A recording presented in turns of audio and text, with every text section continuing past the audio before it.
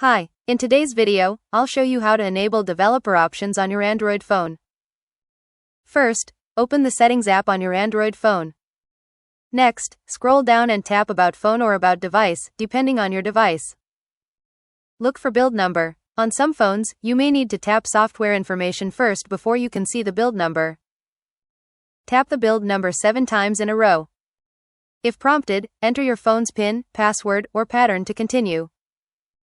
After a few taps, you'll see a message saying that you're only a few steps away from becoming a developer. Keep tapping until you see the message, "You are now a developer," or something similar. Now, go back to the main settings menu. Scroll down and you'll find developer options.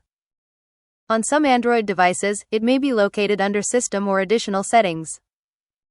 Open developer options, then turn on the toggle at the top if it's disabled. Be careful when changing settings in developer options, as some features are intended for advanced users and may affect your phone's performance or behavior if configured incorrectly. That's all. You've successfully enabled developer options on your Android phone. Happy watching. Don't forget to subscribe for more.